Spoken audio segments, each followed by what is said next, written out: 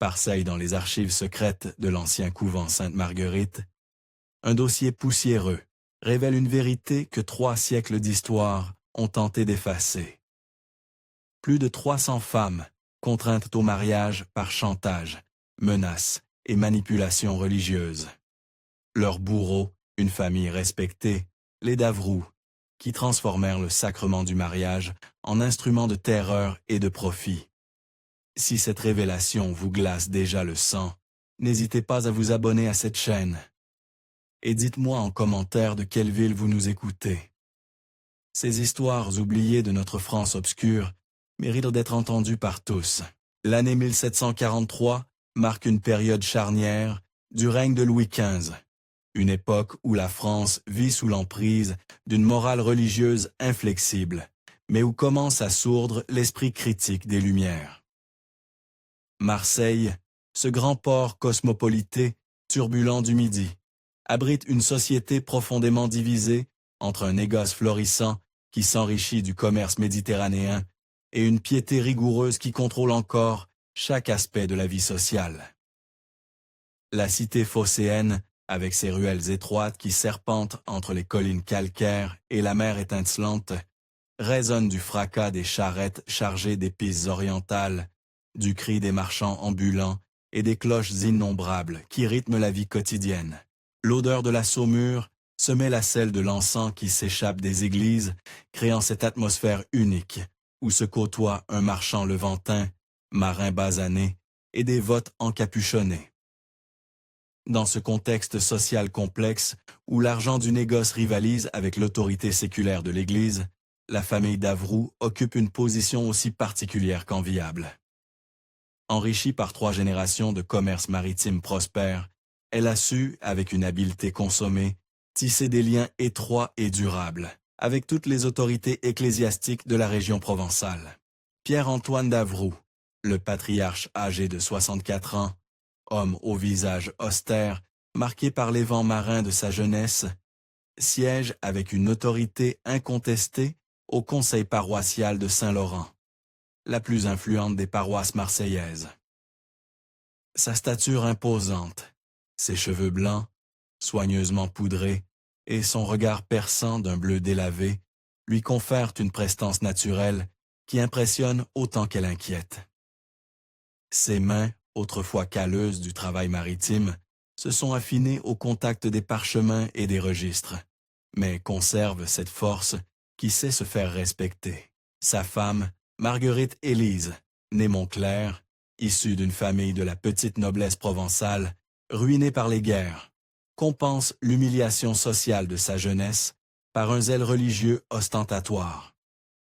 À 58 ans, cette femme au port altier et au sourire contraint préside avec une autorité de fer l'œuvre charitable des Dames de la Miséricorde. Institution respectable qui cache, sous ses dehors charitables, des activités bien moins avouables. Son visage, jadis d'une beauté froide, s'est durci au fil des années, creusé par une amertume profonde que dissimule mal sa dévotion affichée. Leurs 2 filles incarnent parfaitement la stratégie familiale d'infiltration des institutions. Jean-Baptiste, l'aîné, âgé de 36 ans, a hérité de la carrure et du regard pénétrant de son père. Notaire royal depuis 15 ans, il manie la plume avec la même dextérité que son père maniait autrefois les cordages. Sa maîtrise du droit canon et civil fait de lui un redoutable manipulateur des textes légaux capable de transformer n'importe quelle situation en avantage juridique pour sa famille. Henri-Louis, le cadet de 32 ans, a choisi une voie différente mais complémentaire. Secrétaire de l'EVCH depuis 8 ans, il possède cette élégance naturelle et cette faconde qui ouvre toutes les portes. Plus fin que son frère, plus retors aussi, il excelle dans l'art de la persuasion et de la manipulation psychologique. Son visage avenant, ses manières raffinées et sa culture théologique impressionnent autant les simples fidèles que les hauts dignitaires ecclésiastiques. En apparence, les Davroux incarnent donc la respectabilité bourgeoise dans ce qu'elle a de plus irréprochable. Leur hôtel particulier, magnifique demeure de 3 étages, située rue de la République, dans le quartier le plus élégant de Marseille, accueille régulièrement dans ses salons lambrissés, prêtres influents, magistrats respectés et négociants prospères. Les conversations qui s'y déroulent résonnent apparemment de discussions pieuses, de projets caritatifs et de méditation sur la grandeur divine. Les appartements, meublés avec un goût exquis, témoignent de la richesse familiale. Tapisseries flammantes aux murs, bibliothèque remplie d'ouvrages de théologie et de droit, services de porcelaine de Sèvres pour les réceptions, argenteries iselées, héritées des générations précédentes. Chaque détail respire l'opulence discrète et la piété sincère, créant cette atmosphère feutrée où se nouent les alliances et se concluent les affaires les plus délicates. Pourtant, derrière cette façade soigneusement construite et minutieusement entretenue, se cache un commerce infiniment plus sombre, plus cruel et plus profitable que tous les négoces maritimes réunis. Un matin de novembre 1743, alors que la tramontane fouette les ruelles de Marseille et que les premières pluies d'automne transforment les pavés en miroirs glissants, sœur Marie-Angélique du Sacré-Cœur, âgée de 23 ans, frappe d'une main tremblante à la lourde porte de chêne du couvent des Ursulines. Dans ses bras, serré contre sa poitrine comme un trésor fragile, elle tient un nourrisson emmitouflé dans des langes grossiers dont les petits poings s'agitent faiblement dans l'air froid du matin. Son visage, d'une pâleur mortelle, est marqué par l'épuisement et une terreur si profonde qu'elle semble avoir pénétré jusqu'à son âme. Ses yeux, jadis d'un bleu limpide, portent désormais cette expression à garde de ceux qui ont contemplé l'abîme de la méchanceté humaine. Ses cheveux châtains, autrefois soigneusement stressés, s'échappant en mèches folles de sa coiffe froissée, et sa robe de bure, déchirée par endroits, témoigne d'une fuite précipitée dans la nuit. La sœur tournière, alertée par les coups insistants, ouvre la porte et pousse un cri d'effroi en découvrant cette apparition fantomatique. Marie-Angélique, dont les jambes ne la portent plus, s'effondre sur le seuil, serrant toujours son enfant contre elle, comme si sa vie en dépendait. Ses lèvres bleues par le froid murmurent des mots incompréhensibles, entrecoupés de sanglots déchirants. « Vite, prévenez la mère supérieure », chuchote la tourière à une novice qui passe, et apportez des couvertures chaudes, du bouillon, et faites venir sœur Marthe, notre infirmière. La mère supérieure, Françoise de Montpellier, femme d'une 50aine d'années, au regard perçant et à la sagesse éprouvée par 30 années de vie religieuse, accourt aussitôt. Son visage buriné par les années de prière et de méditation exprime une inquiétude profonde en découvrant l'état de la jeune femme. Ses yeux gris, habituellement remplis de cette sérénité que confère une foi inébranlable, se troublent en contemplant cette détresse absolue. Transportée dans l'infirmerie du couvent, Marie-Angélique met plusieurs heures à recouvrer suffisamment de force pour pouvoir parler. Quand enfin elle trouve la voix, c'est pour prononcer ces mots qui vont ébranler les fondements mêmes de la foi de la Mère supérieure en la nature humaine. « Mère supérieure », murmure-t-elle d'une voix brisée, si faible qu'il faut se pencher pour l'entendre. « Ils m'ont forcé à l'épouser. Monsieur d'Avroux m'a dit que si je refusais, je serais interné à vie pour fornication et blasphème contre l'institution sacrée du mariage. Il m'a dit que j'étais une créature déchue, que seule cette union pourrait racheter mon âme perdue. » Les mots sortent par bribes, entrecoupés de silences douloureux et de sanglots qui secoussent encore frais. La mère supérieure, habituée aux confessions les plus secrètes et aux drames les plus intimes, s'en est en moins un frisson glacé parcourir son échine. Il y a dans ce récit quelque chose de si monstrueux qu'elle peine à en croire ses oreilles.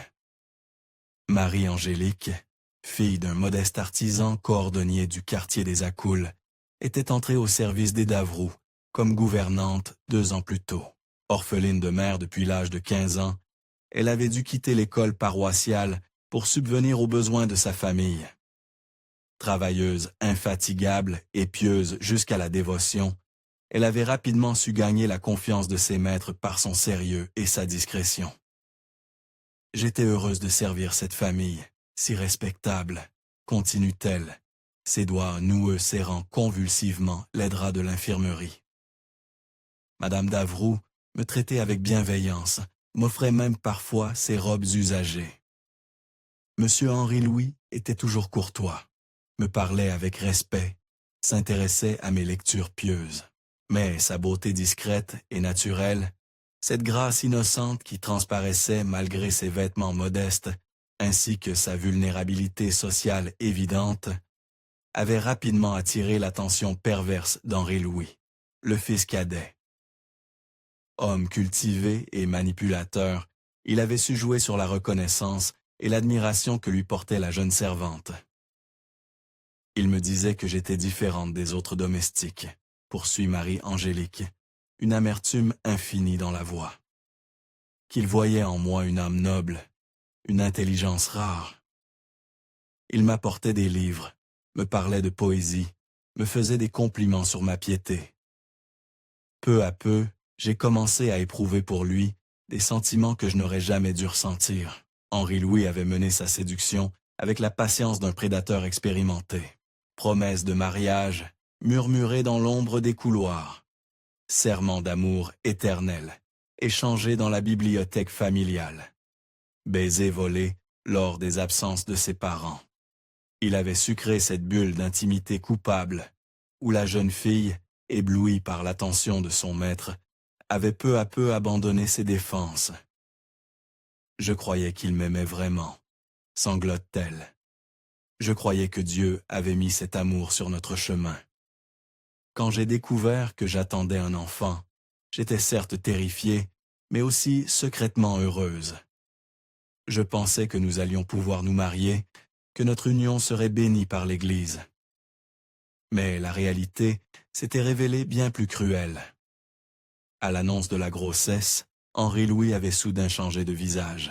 L'amoureux tendre s'était transformé en bourgeois soucieux de sa réputation. Fini les promesses, fini les serments. Il fallait maintenant gérer discrètement ce problème, embarrassant.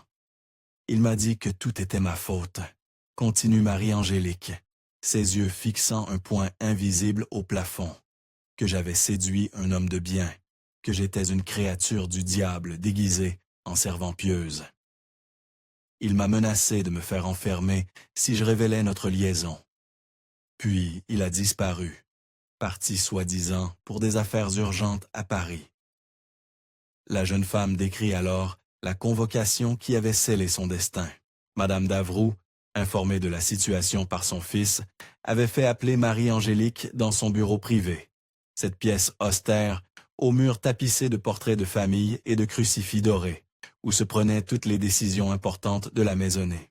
Elle était assise derrière son secrétaire d'ébène, raconte Marie-Angélique, sa voix prenant une inflexion presque mécanique, comme si elle récitait une leçon apprise par cœur. Elle ne m'a pas regardé une seule fois pendant qu'elle parlait. Elle m'a dit que ma conduite était un scandale, que j'avais souillé l'honneur de sa famille, mais que par charité chrétienne, elle allait me donner une chance de racheter ma faute. C'est alors qu'avait été présenté Monsieur Raoul Vernet, veuf de 58 ans, ancien clerc, défroqué pour ivrognerie, homme au visage buriné par la débauche et aux mains tremblantes d'alcoolique. Cet individu répugnant, qui avait perdu sa femme et ses 2 enfants dans une épidémie de variole 3 ans plus tôt, cherchait désespérément une nouvelle épouse pour tenir sa maisonnée délabrée. Madame Davroux m'a dit que c'était la volonté divine, continue Marie-Angélique, ses mains se crispant sur les draps, que mon péché pouvait être racheté par ce mariage réparateur, que M. Vernet était un homme bon, qui acceptait de prendre une femme souillée par charité chrétienne. Elle m'a dit que si je refusais, elle ferait constater mon état par un médecin et me ferait interner à vie pour fornication et corruption de la jeunesse. Les mots sortent maintenant plus facilement, comme si raconter ce calvaire libérait progressivement la jeune femme du poids qui l'oppresse. Elle décrit la cérémonie précipitée, célébrée un mardi matin dans la chapelle privée des Davroux, sans témoin extérieur, dans une atmosphère de honte et de terreur, qui transformait ce qui aurait dû être un moment de joie en une parodie sinistre du sacrement du mariage. Le père Constant, aumônier de la famille depuis 20 ans, homme obèse au visage rougeau et aux yeux porcins, avait béni cette union forcée avec une ferveur inquiétante, comme s'il accomplissait une œuvre pie. Ses mains grasses, qui tremblaient légèrement sous l'effet d'une consommation excessive de vin de messe, avaient tracé des signes de croix hasard au-dessus des époux mal assortis. Monsieur Vernet m'a dit que je lui appartenais désormais. Continue Marie-Angélique, sa voix se faisant plus dure, que mon corps et mon âme étaient sa propriété légitime, que je devais oublier ma vie passée et me consacrer entièrement à son service. Il m'a emmené dans sa maison, rue des Récollettes, une demeure sombre et délabrée, qui sentait la moisissure et l'alcool. La jeune femme décrit alors les mois d'enfer qui ont suivi. Enfermée dans cette maison, au volet toujours clos, surveillée par une vieille servante complice, elle a subi les humiliations et les violences de son époux. Vernet, frustré par sa propre déchéance sociale, se venguait sur cette jeune femme qui lui rappelait quotidiennement son statut d'époux de complaisance. « Il me battait quand je pleurais », murmure-t-elle. « Il me disait que j'étais une marchandise avariée, que j'avais de la chance qu'il accepte de me garder. » Quand l'enfant était né, il a refusé de le reconnaître officiellement. Il disait que ce bâtard ne porterait jamais son nom. La fuite a été préparée pendant des semaines. Profitant d'une nuit où Vernet était parti boire au cabaret du quartier, Marie-Angélique a réussi à s'échapper avec son enfant, emportant seulement quelques hardes et les quelques sous qu'elle avait pu économiser, en vendant secrètement ses effets personnels. « J'ai couru dans les rues toute la nuit », conclut-elle, ses yeux enfin fixés sur ceux de la mère supérieure. « J'avais peur qu'il me rattrape, qu'il me ramène de force. Je n'avais qu'une idée, arriver jusqu'ici, me mettre sous la protection de l'Église. Vous êtes ma seule chance de salut. » La mère supérieure, bouleversée par ce récit, observe cette jeune femme brisée et comprend qu'elle ne fait face qu'à la partie émergée d'un iceberg monstrueux. Son instinct, aiguisé par des années d'expérience pastorale, lui souffle que cette histoire n'est pas isolée, qu'elle révèle l'existence d'un système pervers dont l'ampleur dépasse tout ce qu'elle peut imaginer. Les semaines qui suivent cette révélation troublante voient la mère supérieure mener discrètement, mais avec une détermination inflexible, une enquête minutieuse sur les agissements de la famille Davroux. Son approche méthodique, fruit de son expérience d'ancienne éducatrice avant d'entrer dans les ordres, lui permet rapidement de découvrir que l'histoire tragique de Marie-Angélique n'est malheureusement pas un cas isolé.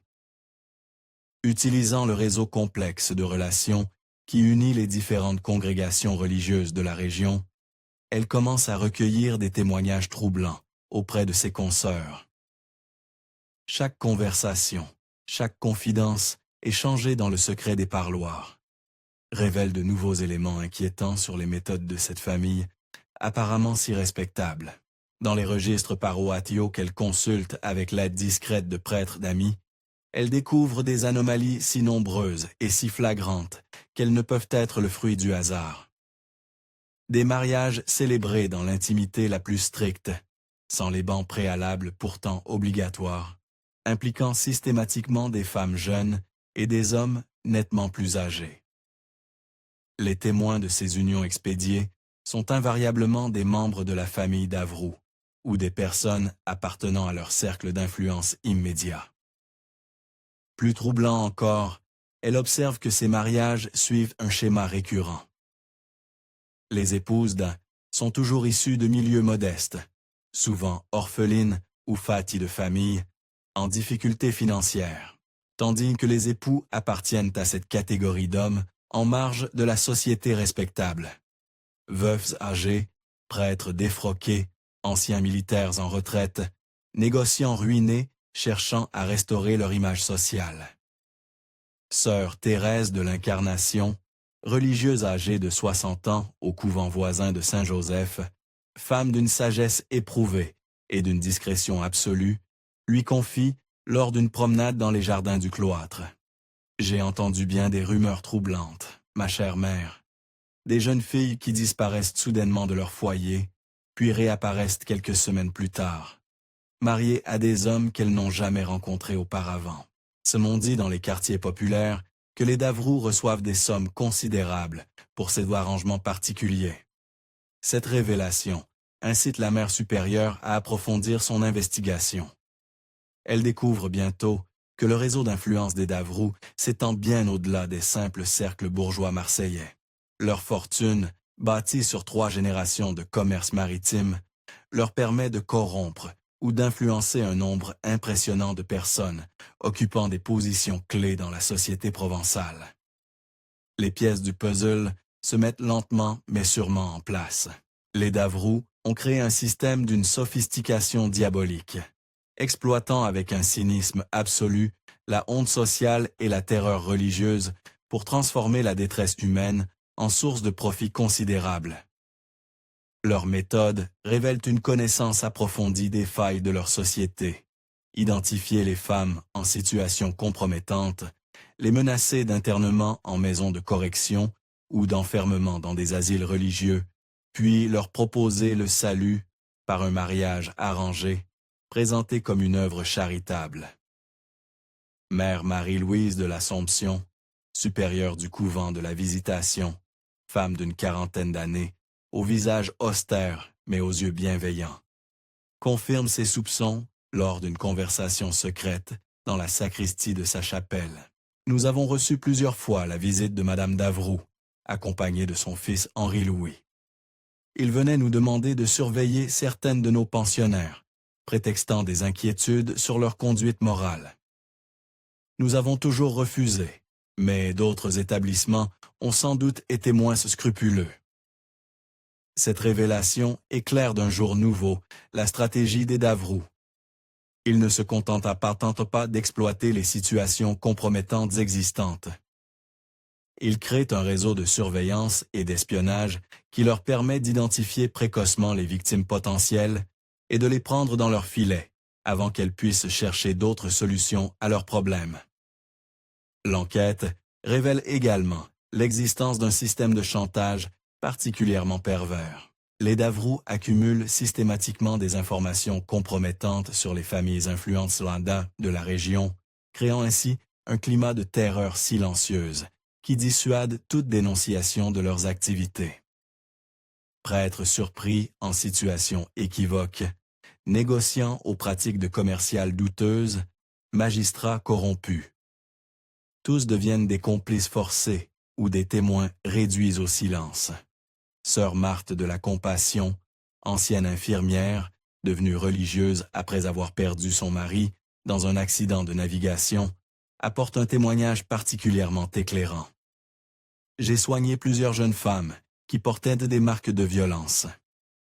Elles refusaient de parler, terrifiées à l'idée de révéler l'identité de leur bourreau. Mais j'ai fini par comprendre qu'elles avaient toutes été mariées de force par l'intermédiaire des Davroux.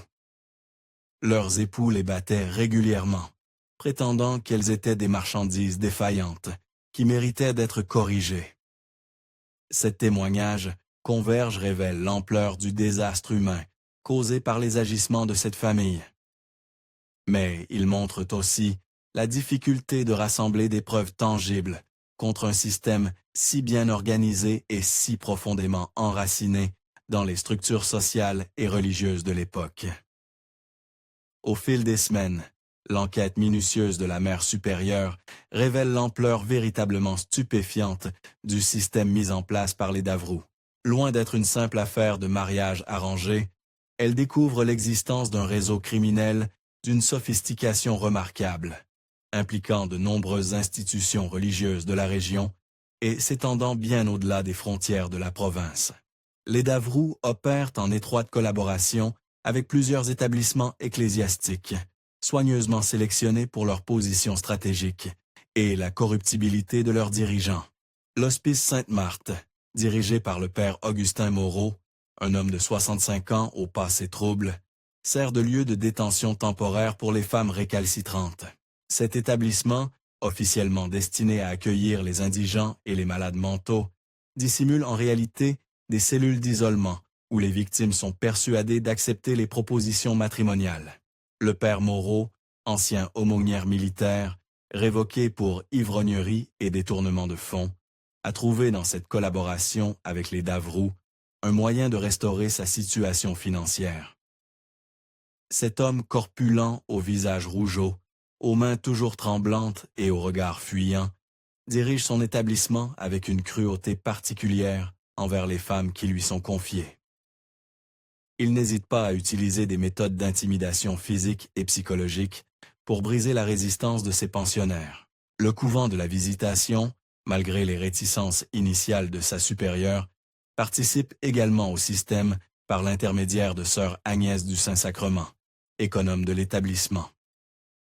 Cette femme de 45 ans, aigrie par des années de frustration et de petitesse, a développé une véritable haine envers ses consoeurs plus jeunes et plus attractives. Elle se charge d'identifier parmi les novices et les pensionnaires celles qui pourraient présenter des problèmes moraux et transmet discrètement ces informations aux Davroux. L'investigation révèle également l'existence d'un troisième complice institutionnel particulièrement important, le séminaire Saint-Charles, dirigé par Monseigneur Étienne de Fleurieux, homme de 70 ans officiellement respecté, mais secrètement corrompu. Ce prélat, issu d'une famille noble désargentée, utilise sa position pour fournir aux Davroux des informations sur les familles en difficulté financière et les scandales étouffés de la haute société provençale. Les hommes qui acceptent de participer à ces mariages arrangés forment un groupe hétéroclite, mais uni par des intérêts communs et des faiblesses personnelles que les Davroux exploitent avec un cynisme consommé. Veuves âgées cherchant une nouvelle épouse pour un coût minimal, prêtres défroqués en quête de respectabilité sociale, négociants ruinés désireux d'acquérir une façade morale, anciens militaires en retraite ayant besoin d'une domestique gratuite, tous payant grassement les Davroux pour leurs services, tout en fournissant une façade de légitimité à leurs activités criminelles. Parmi ces complices, certains noms reviennent régulièrement dans les témoignages recueillis. Maître Antoine Girard, ancien procureur révoqué pour prévarication âgé de 55 ans, a épousé 4 femmes différentes en 6 ans, chacune d'elles ayant mystérieusement disparu après quelques mois de mariage. Capitaine Honoré Brun, ancien officier de dragon démis de ses fonctions pour brutalité, entretient une véritable collection d'épouses successives dans différentes propriétés rurales de la région. Jean-Baptiste Davroux, en tant que notaire royal, joue un rôle central dans cette organisation criminelle. Sa maîtrise du droit civil et canon lui permet de rédiger des contrats de mariage, d'une précision juridique redoutable, transformant chaque union en piège légal inextricable. Ces documents, rédigés dans un jargon incompréhensible pour les victimes, stipulent que l'épouse renonce à tous ses droits patrimoniaux, y compris sur ses biens propres et sa descendance future. Plus pervers encore, ces contrats contiennent des clauses secrètes qui permettent aux époux de revendre leurs femmes à d'autres hommes en cas de défaillance conjugale ou de manquement au devoir d'épouse. Cette pratique, parfaitement illégale, mais habilement dissimulée dans les méandres du droit, transforme littéralement ces femmes en esclaves sexuels et domestiques vendus aux plus offrants. Henri Louis, fort de sa position privilégiée au secrétariat de l'EVCH, exploite sa connaissance intime des rouages administratifs ecclésiastiques pour obtenir rapidement les dispenses nécessaires à l'accélération des procédures matrimoniales. Sa culture théologique et son charisme naturel lui permettent de convaincre les prélats les plus réticents de la nécessité de ces mariages réparateurs, présentés comme des œuvres de miséricorde chrétienne. Si ces révélations vous donnent déjà des frissons, n'hésitez pas à liker cette vidéo et dites-moi en commentaire ce que vous pensez de ces méthodes. Car vous n'avez encore rien entendu du plus effroyable. Un registre secret, découvert par hasard dans les papiers personnels de Pierre-Antoine Davroux lors d'une perquisition discrète organisée par un clerc de confiance de la mère supérieure, révèle l'aspect le plus sordide et le plus terrifiant de leur commerce. Ce document, rédigé de la main même du patriarche dans une écriture serrée et méthodique, répertorie chaque femme avec une précision comptable qui glace le sang. Chaque victime y est cataloguée selon ses qualités marchandes et ses défauts commerciaux. Âge, degré de beauté évalué sur une échelle de 1 à 10, fortune familiale estimée, nature précise du scandale qui l'a compromise, résistance psychologique présumée et surtout, prix de vente potentiel. Les annotations marginales, griffonnées d'une écriture plus active, révèlent un cynisme absolu. Celle-ci pleure trop, réduire le prix.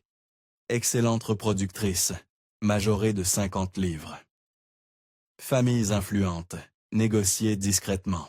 Les prix pratiqués par les Davroux varient selon des critères d'une précision marchande révoltante, allant de 50 livres pour les cas difficiles. Femmes vieillissantes ou au passé particulièrement compromettant, jusqu'à 300 livres pour les pièces de choix. Jeunes filles de bonne famille, momentanément fragilisées par des circonstances malheureuses. Plus troublant encore, le registre mentionne une catégorie particulière de cas spéciaux qui révèle l'extension progressive des activités criminelles de la famille. On y trouve des femmes de la petite noblesse déchue, contraintes au mariage pour éviter l'opprobre social, des épouses d'hommes partis en guerre ou en voyage commercial, devenues vulnérables pendant l'absence prolongée de leur mari, des filles de familles rivales des Davroux, éliminées de la concurrence commerciale par le chantage et la contrainte matrimoniale. Cette dernière catégorie révèle que les Davroux ne se contentent pas de profiter passivement de la détresse existante. Ils la créent activement, orchestrant avec une habileté diabolique des situations compromettantes pour forcer leurs victimes dans leur filet. Scandales montés de toutes pièces, témoignages fabriqués, preuves falsifiées, tous les moyens sont bons pour alimenter leur commerce ignoble. Le document contient également des listes détaillées de clients réguliers et de fournisseurs de marchandises. Parmi ces derniers figurent des noms qui font frémir. Prêtres chargés de recueillir les confessions compromettantes. Domestiques corrompus, espionnant leurs maîtres. Marchands créant artificiellement des dettes pour fragiliser leurs débiteurs. Et même certains médecins établissant de faux certificats de grossesse ou de maladie mentale. La sophistication du système révélé par ce registre dépasse tout ce que la mère supérieure avait pu imaginer. Les Davroux ont créé une véritable industrie du malheur, avec ses fournisseurs, ses clients, ses circuits de distribution et ses méthodes de contrôle qualité. Chaque aspect de leur commerce est pensé, organisé, optimisé pour maximiser les profits tout en minimisant les risques de découverte. Les annotations les plus récentes du registre révèlent une expansion inquiétante des activités. De nouvelles catégories apparaissent.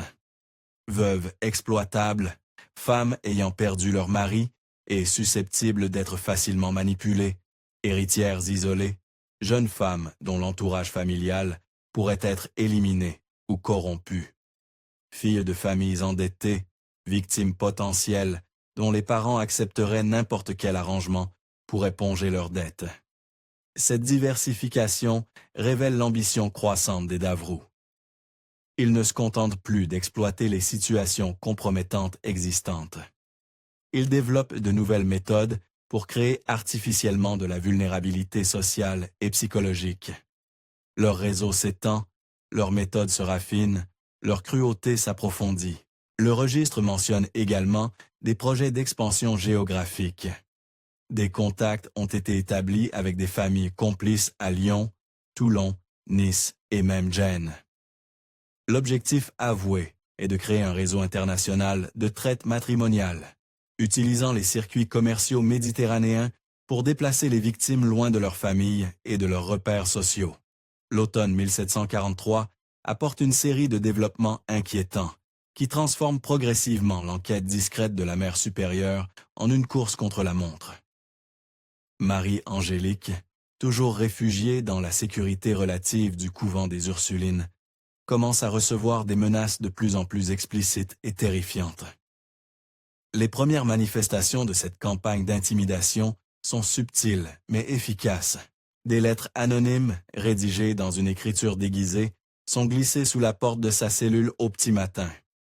Ces messages, d'une brutalité psychologique remarquable, alternent promesses de pardon et menaces de mort. Retourne chez ton époux légitime ou subis les conséquences de ta désobéissance. Dieu punit les épouses rebelles par des châtiments éternels. Ton enfant bâtard paiera pour tes péchés si tu ne rentres pas dans le droit chemin. Ces lettres, analysées minutieusement par la mère supérieure, révèlent une connaissance intime de la personnalité de Marie-Angélique et de ses faiblesses psychologiques. Leurs auteurs savent exactement quels arguments utiliser pour ébranler sa résistance. Culpabilité religieuse, inquiétude maternelle, peur de l'isolement social. Cette précision dans la manipulation suggère l'intervention de personnes ayant une formation théologique approfondie et une expérience considérable dans la direction de conscience. Parallèlement à ces menaces épistolaires, d'autres formes d'intimidation se développent. Des silhouettes menaçantes sont aperçues dans les rues avoisinant le couvent, toujours présentes mais jamais directement agressives. Ces individus, décrits par les témoins comme des hommes d'âge mûr, au visage dur et aux vêtements sombres, semblent surveiller tous les mouvements de la communauté religieuse. Plus insidieux encore, des rumeurs malveillantes commencent à circuler dans les quartiers populaires de Marseille. Marie-Angélique est présentée comme une femme de mœurs dissolues, qui aurait séduit puis abandonné un homme respectable, une mère indigne qui négligerait son enfant pour se réfugier dans la facilité de la vie conventuelle. Ces calomnies, répandues avec une efficacité redoutable, isolent progressivement la jeune femme de tous les soutiens potentiels qu'elle pourrait trouver dans la société civile. La mère supérieure, observant cette escalade avec une inquiétude croissante, comprend rapidement que la situation devient dangereuse non seulement pour Marie-Angélique, mais pour toute sa communauté. Les Davroux, conscients que leur système est menacé par cette dénonciation, ne reculent devant aucun moyen pour faire rentrer leurs victimes dans le silence. Face à cette menace grandissante, elle prend la décision courageuse de contacter discrètement Monseigneur Henri-François Guisavier de Belson-Castelmoron, évêque de Marseille depuis 1709. Ce prélat, âgé de 75 ans, jouit d'une réputation d'intégrité morale et de fermeté face à la corruption qui en fait l'interlocuteur idéal pour dénoncer les agissements des Davroux. Monseigneur de Belcense, homme d'une culture immense et d'une piété sincère, s'est illustré pendant la grande peste de 1720 par son courage et son dévouement aux malades. Sa légitimité morale, reconnue par tous les fidèles de son diocèse, pourrait constituer la protection nécessaire pour mettre fin aux activités criminelles de cette famille. Cependant, les tentatives de communication de la mère supérieure se heurtent à un mur de silence particulièrement frustrant. Les secrétaires de l'EVC, influencés et peut-être corrompus par Henri-Louis Davroux, interceptent systématiquement ces messages. Les lettres envoyées n'arrivent jamais à destination. Les demandes d'audience sont reportées indéfiniment. Les intermédiaires habituels se montrent soudainement inaccessibles. Cette obstruction administrative révèle l'ampleur de l'infiltration des Davroux dans les structures ecclésiastiques locales. Leur influence s'étend bien au-delà des simples relations mondaines. Elle pénètre les rouages administratifs les plus intimes du pouvoir religieux, créant une véritable omerta qui protège leurs activités criminelles. Simultanément, d'autres femmes victimes du système Davroux commencent à briser leur silence, encouragées par l'exemple de Marie-Angélique et par la protection relative qu'offre le couvent des Ursulines. Leur témoignage, d'une convergence troublante, révèle l'ampleur et la sophistication du réseau criminel. Françoise Durand, femme de 32 ans, aux traits prématurément vieillis par la souffrance, raconte son mariage forcé avec Guillaume Teston, ancien moine bénédictin défroqué pour violence. Cette union, imposée après qu'elle lui était surprise dans une situation compromettante avec un marchand ambulant, s'est transformée en un calvaire de cette année. Il me battait quotidiennement, témoigne-t-elle d'une voix brisée, prétendant que j'étais une marchandise défectueuse qu'il fallait corriger. Il m'enfermait dans la cave de notre maison pendant des jours entiers, me nourrissant de pain sec et d'eau croupie. Catherine Morel, âgée de 28 ans, apporte un témoignage encore plus glaçant. Accusée d'adultère sur la base de faux témoignages orchestrés par les Davroux, elle a été contrainte d'épouser Siméon Fable, ancien sergent d'armes, révoqué pour brutalité. Les Davroux avaient payé 3 hommes pour témoigner qu'ils m'avaient vu embrasser un autre homme que mon fiancé, raconte-t-elle. Ces mensonges ont suffi pour détruire ma réputation et me forcer dans leur filet. Mon mari m'a violée le soir même de notre mariage, me disant que j'étais une putain qui méritait d'être traitée comme telle. Élisabeth Bonnard, jeune femme de 25 ans au regard hanté, décrit sa tentative de fuite et son internement punitif de 3 mois à l'hospice Sainte-Marthe. J'ai essayé de m'enfuir la veille de mon mariage forcé, explique-t-elle. Le père Moreau m'a rattrapé et enfermé dans une cellule sans fenêtre, me nourrissant 1 fois par jour jusqu'à ce que j'accepte de me soumettre. Il me disait que Dieu punissait les femmes désobéissantes par la folie et la damnation éternelle. Ces témoignages convergents révélant la sophistication croissante et l'extension territoriale du système Davroux. Les méthodes se raffinent, les complices se multiplient, la cruauté s'approfondit. Ce qui était initialement un commerce opportuniste s'est transformé en une véritable industrie du malheur avec ses méthodes éprouvées, ses circuits de distribution et ses garanties de discrétion. Plus terrifiant encore, ces femmes révèlent que les Davroux ne se contentent plus d'exploiter les situations compromettantes existantes. Ils les créent systématiquement. Des domestiques corrompus espionnent les familles bourgeoises, rapportant le moindre écart de conduite susceptible d'être exploité. Des prêtres complices recueillent les confessions compromettantes et les transmettent aux Davroux. Des marchands véreux créent des dettes fictives pour fragiliser leurs cibles et les rendre vulnérables au chantage. Le témoignage de Marguerite Olivier, femme de 35 ans issue d'une famille de petits commerçants, illustre parfaitement cette évolution.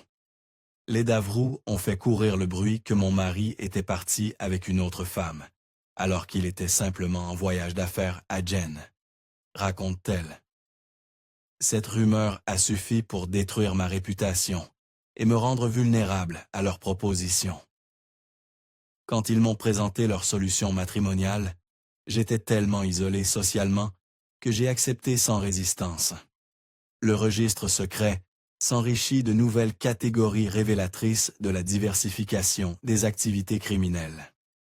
On y trouve désormais des veuves exploitables, femmes ayant perdu leur mari, et susceptibles d'être facilement manipulées par des promesses de sécurité financière, des héritières isolées. Jeunes femmes dont l'entourage familial pourrait être éliminé ou corrompu pour faciliter leur exploitation, et des fils de famille endettés, victimes potentielles dont les parents accepteraient un impôt, horte quels arrangements pourraient ponger leurs dettes. Cette expansion révèle l'ambition grandissante des Davroux et leur capacité d'adaptation aux évolutions sociales. Ils ne se contentent plus d'un commerce artisanal basé sur les opportunités. Ils développent d'une approche industrielle, créant artificiellement les conditions de vulnérabilité nécessaires à leur activité. Le 15 janvier 1744, un événement totalement inattendu fait basculer définitivement la situation et précipite l'effondrement du système Davroux. Henri Louis, rentrant d'une mission officielle à l'évêché par une soirée particulièrement froide, découvre dans le salon familial une scène qui va ébranler toutes ses certitudes et révéler l'hypocrisie monstrueuse de sa famille. Sa propre sœur, Madeleine, âgée de 19 ans, se trouve en pleurs dans les bras de leur mère, Marguerite Élise. Cette jeune fille, élevée dans le cocon protecteur de la bourgeoisie marseillaise, incarnation de la pureté et de la respectabilité familiale, vient de révéler à sa mère un secret qui menace de détruire la réputation si soigneusement construite des Davroux. Madeleine, d'une beauté délicate et d'une intelligence vive, avait toujours été le joyau de la famille. Éduquée par les meilleures gouvernantes, formée aux arts d'agrément et à la dévotion chrétienne, elle représentait l'aboutissement parfait de l'ascension sociale des Davroux.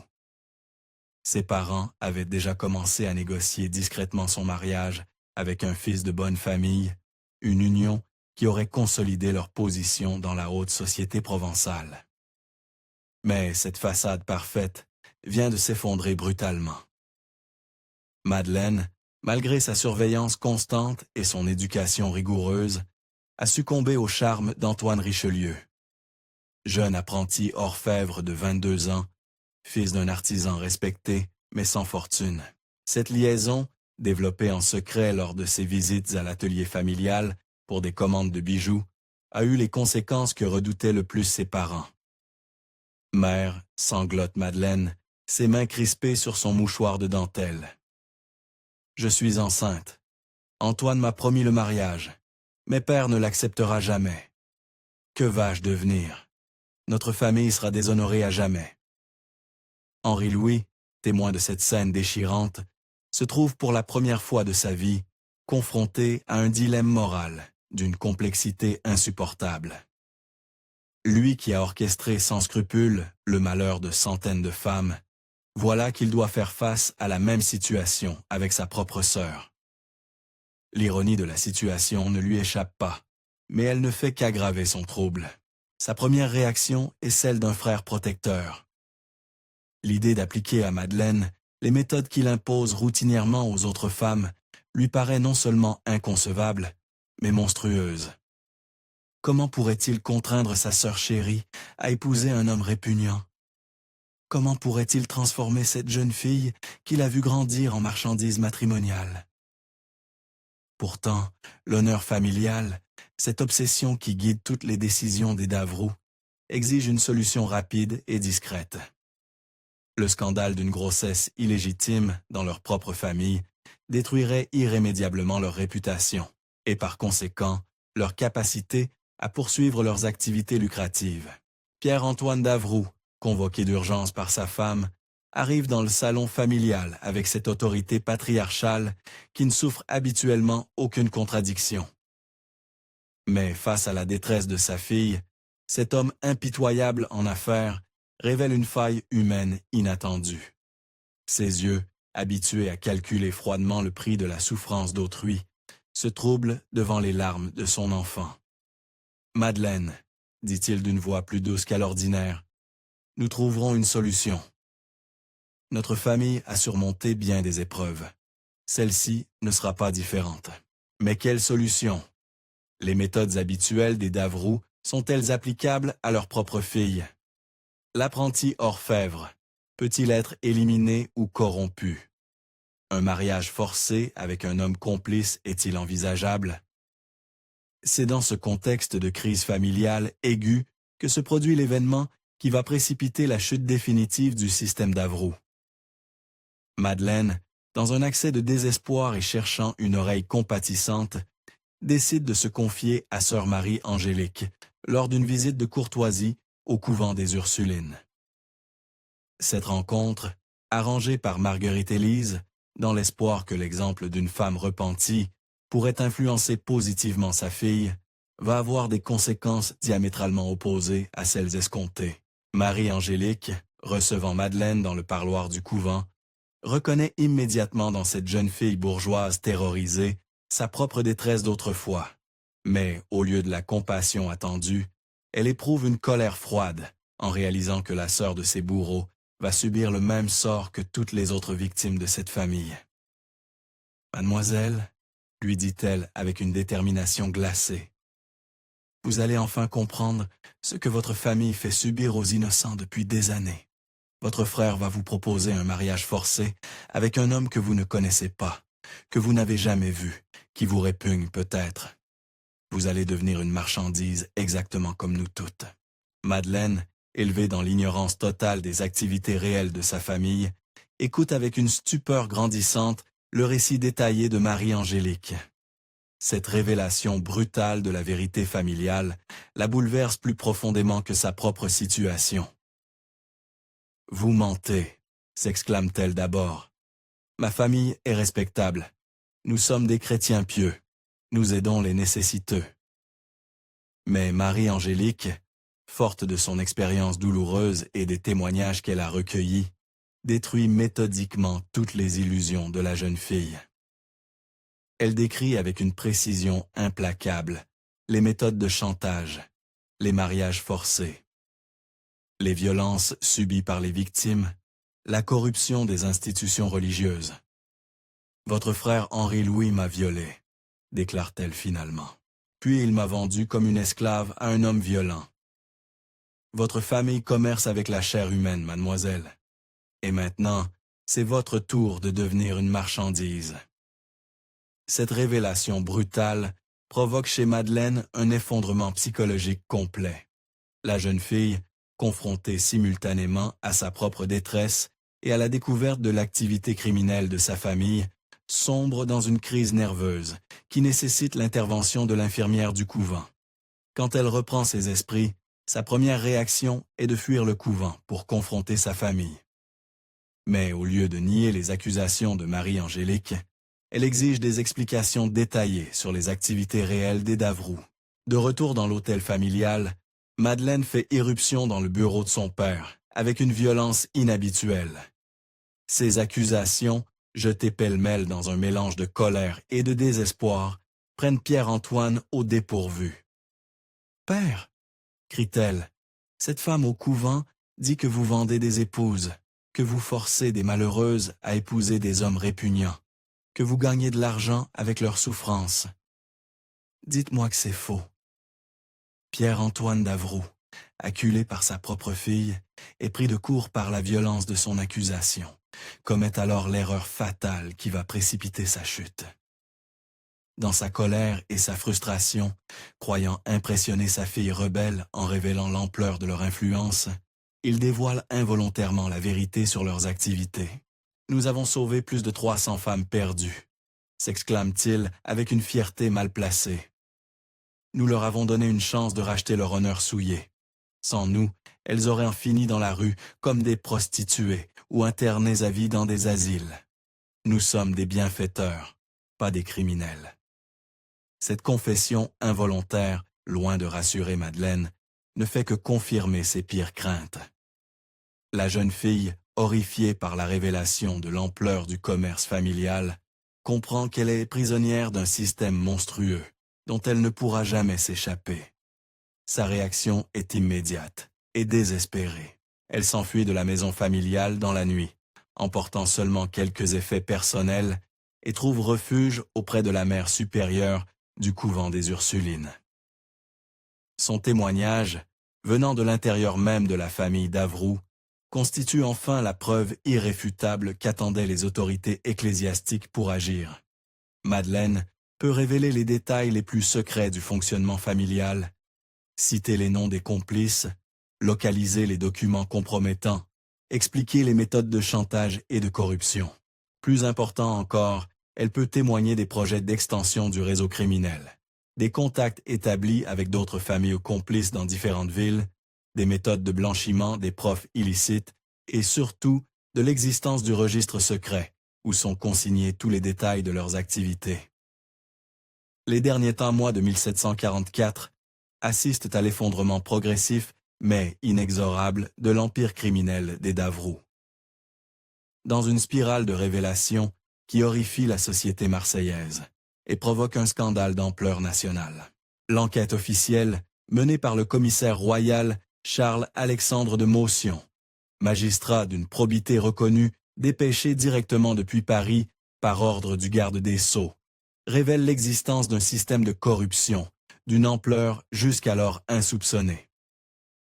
Cette investigation, dotée de pouvoirs exceptionnels et menée avec une rigueur implacable, met au jour l'implication directe d'une quinzaine de prêtres corrompus, de 3 couvents détournés de leur mission spirituelle, de 2 hospices transformés en centres de détention illégale et d'une 50aine de complices laïcs, occupant des positions stratégiques dans la société provençale.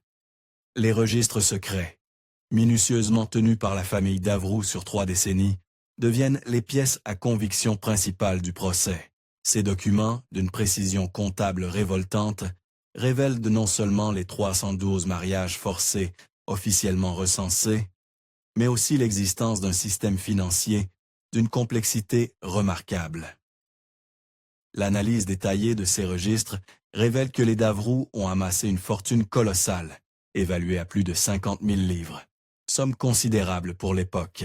Cette richesse, soigneusement dissimulée dans un réseau complexe de propriétés immobilières, de rentes viagères et de prêts usuriers, témoigne de la rentabilité exceptionnelle de leur commerce criminel.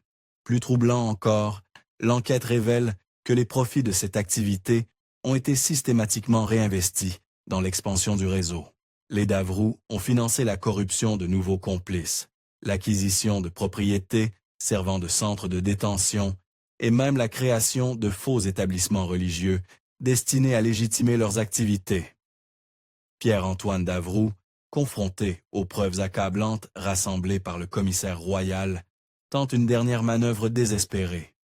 Il présente ses activités comme une œuvre charitable d'inspiration chrétienne, destinée à sauver l'honneur des femmes perdues et à restaurer l'ordre moral dans la société provençale. Monseigneur le commissaire, plaide-t-il avec l'éloquence du désespoir. Nous avons consacré notre vie et notre fortune à une mission de salut public. Ces femmes étaient déshonorées, promises à la perdition éternelle. Nous leur avons offert une chance de rédemption par le sacrement du mariage. Nos méthodes ont pu paraître rigoureuses, mais elles étaient nécessaires pour vaincre la résistance du péché. Mais cette défense, habilement construite, s'effondre immédiatement face aux témoignages de plus en plus nombreux des victimes.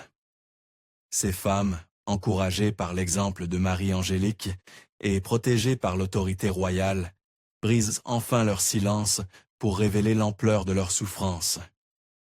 Leurs récits, d'une convergence troublante, réduisent d'à néant les prétentions charitables des Davroux. Violence conjugale systématique, séquestration, viol, chantage, corruption. Chaque témoignage ajoute une nouvelle dimension à l'horreur de ce système. Le procès, qui s'ouvre solennellement en mars 1745 dans la grande salle du palais de justice de Marseille, fait scandale dans toute la province et attire l'attention de la cour de Versailles. Les révélations quotidiennes, rapportées par les gazettes et colportées par les voyageurs, horrifient l'opinion publique et suscitent un mouvement de solidarité sans précédent envers les victimes. Les audiences révèlent progressivement des détails encore plus sordides. On découvre que certaines femmes ont été mariées de force, à plusieurs reprises. Leurs époux précédents étant morts dans des circonstances suspectes, qui suggèrent la possibilité d'empoisonnement ou d'accidents arrangés. D'autres ont été séquestrés pendant des années, dans des propriétés rurales isolées, contraintes à des travaux forcés sous prétexte de correction morale. Jean-Baptiste Davroux, le notaire, révèle sous la question, pratique encore légale à l'époque, l'existence d'un réseau similaire opérant dans les principales villes du royaume.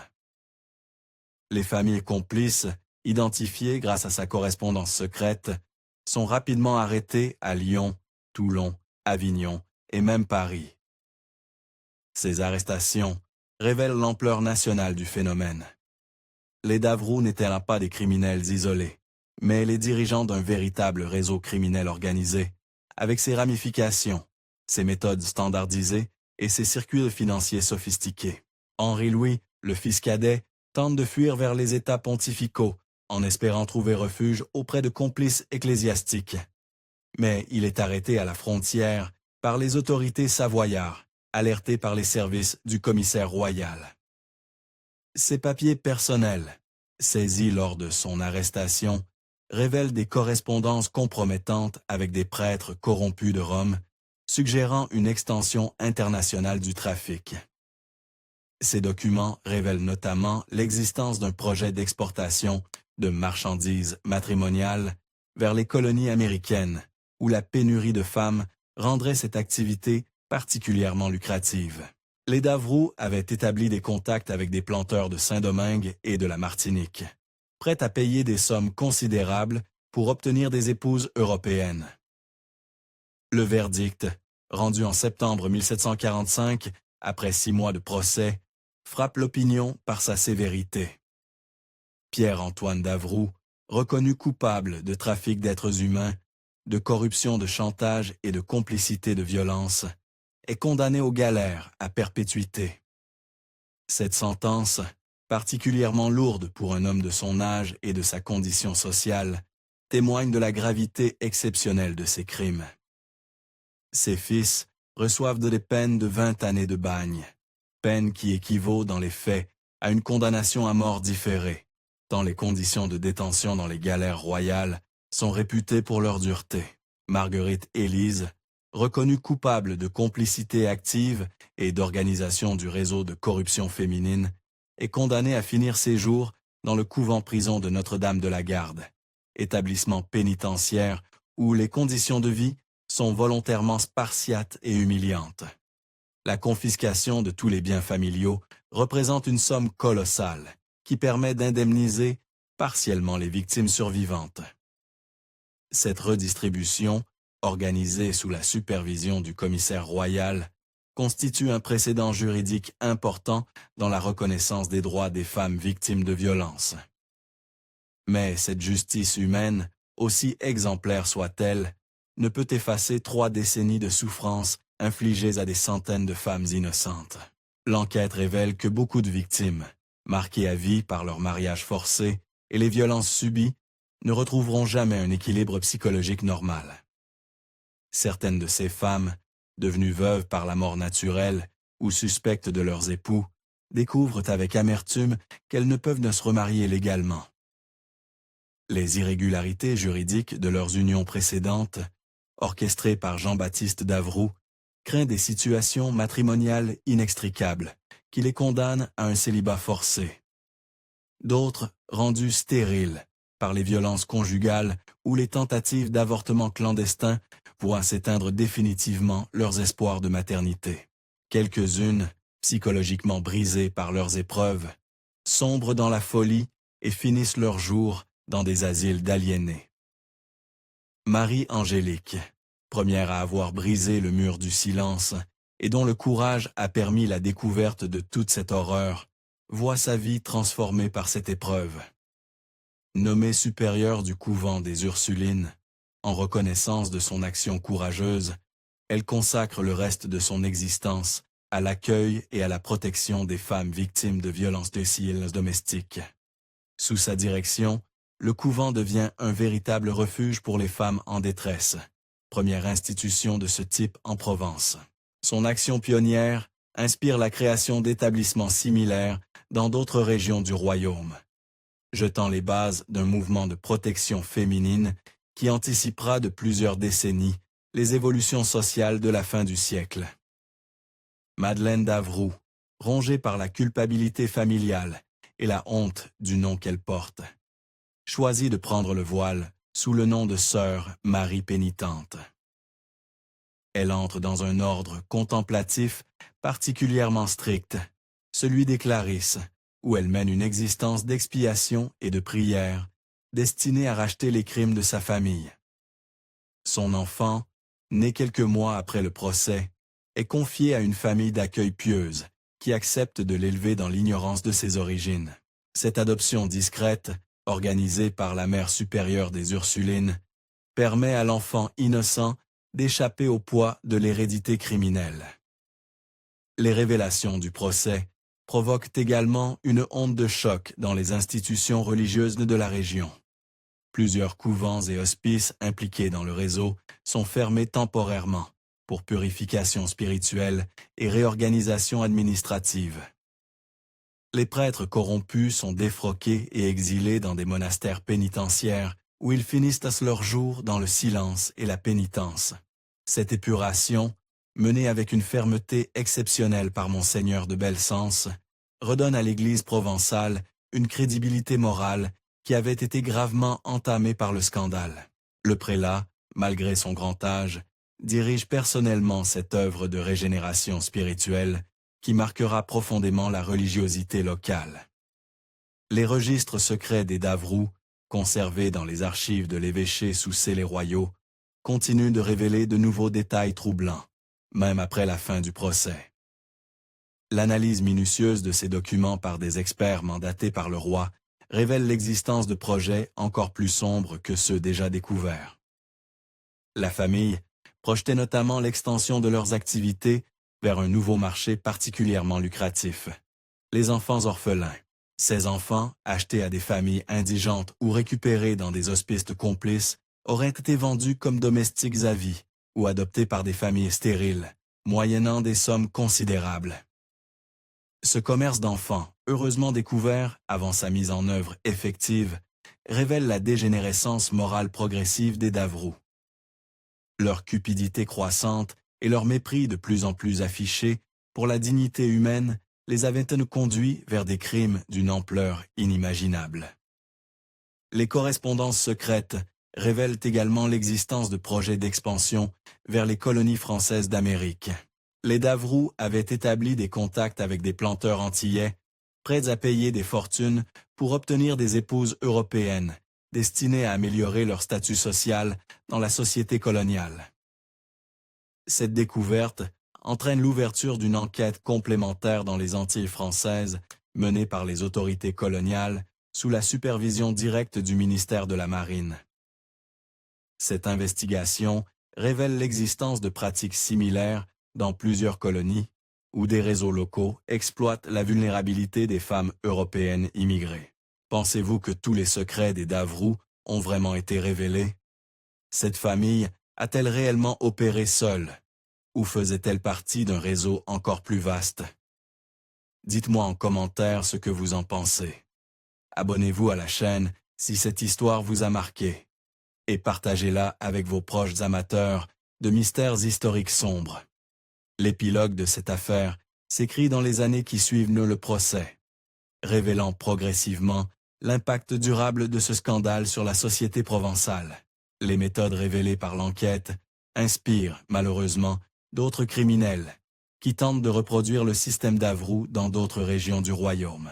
Plusieurs affaires similaires, découvertes dans les années suivantes, révèlent que les Davroux n'étaient pas des innovateurs isolés, mais plutôt les perfectionneurs d'un type de criminalité qui puise ses racines dans les failles structurelles de la société d'Ancien Régime. Les archives marseillaises conservent encore aujourd'hui des documents fragmentaires sur cette affaire, classés dans les fonds secrets de l'évêché. Certains historiens contemporains, ayant eu accès exceptionnellement à ces sources, suggèrent que l'enquête officielle de 1744 et 1745 n'a révélé qu'une partie de la vérité.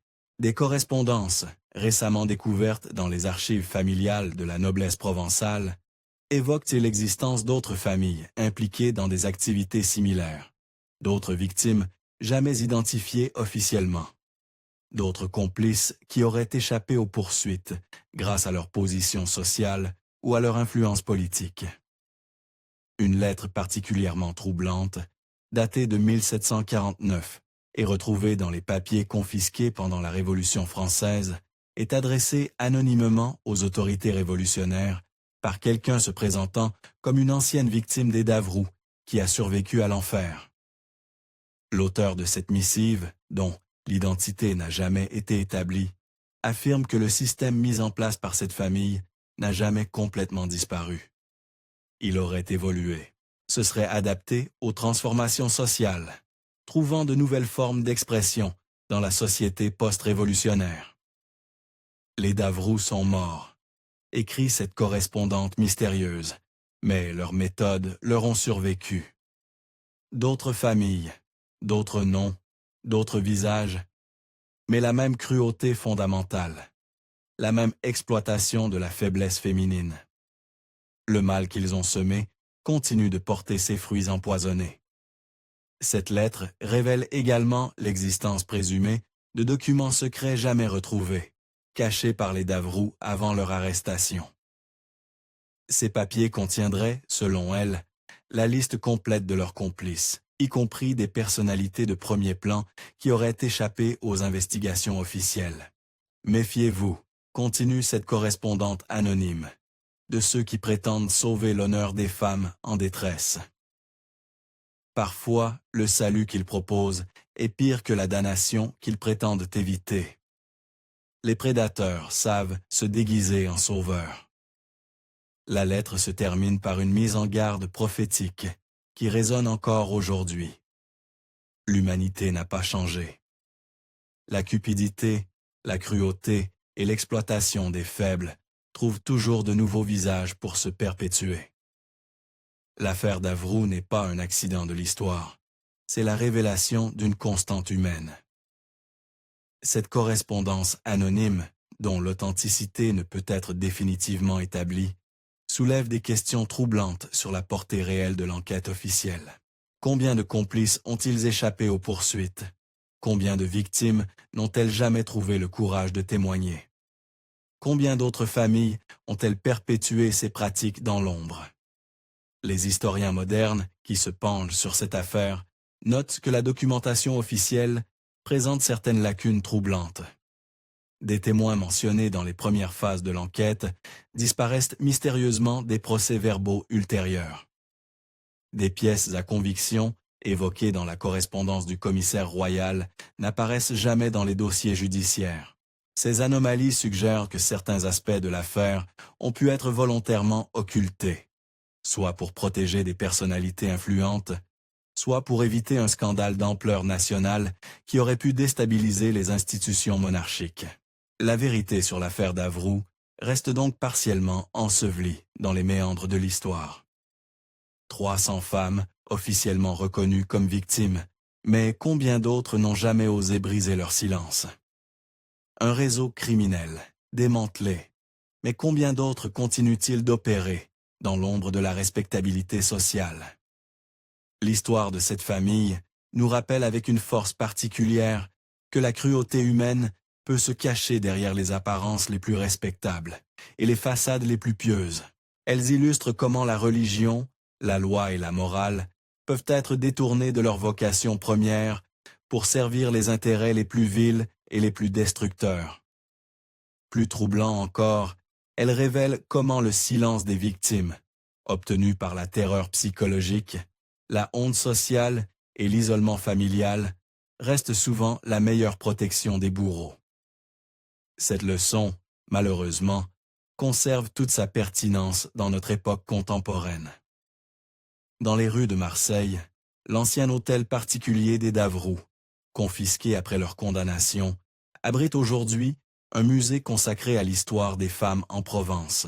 Une plaque discrète, imposée en 1989 à l'occasion du bicentenaire de la Révolution française, évoque sobrement la mémoire des victimes anonymes de l'intolérance et de l'exploitation.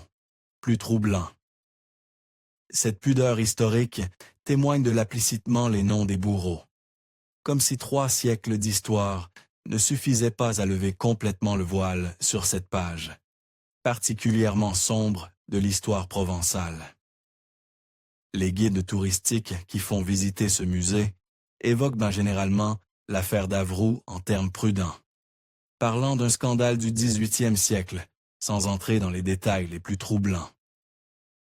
Cette pudeur historique témoigne de la persistance d'un malaise collectif face à cette révélation de la capacité humaine au mal organisé et systématique. La macabre histoire de la famille Davroux nous interroge donc sur les limites de la justice humaine et sur la persistance du mal à travers les transformations historiques. Elle nous rappelle que derrière chaque façade respectable peut se cacher une vérité monstrueuse et que le prix du silence est parfois infiniment plus lourd que celui de la vérité. Cette histoire nous enseigne également que la vigilance collective est le seul rempart efficace contre l'exploitation des plus vulnérables. Elle montre comment l'indifférence sociale et l'aveuglement volontaire peuvent en permettre à des systèmes criminels de prospérer pendant des décennies sous les apparences de la respectabilité. Enfin, elle nous rappelle que les victimes de l'exploitation et de la violence trouvent souvent dans le courage de témoigner leur seule possibilité de rédemption et de justice. Marie-Angélique, par son refus du silence, a non seulement sauvé sa propre dignité, mais aussi permis la libération de centaines d'autres femmes. Son exemple résonne encore aujourd'hui, comme un appel à ne jamais accepter l'inacceptable, à ne jamais considérer comme normal ce qui blesse profondément notre humanité commune. Dans un monde où l'exploitation des plus faibles continue sous de nouvelles formes, l'histoire des Davrous conserve malheureusement toute sa pertinence et toute sa force d'avertissement.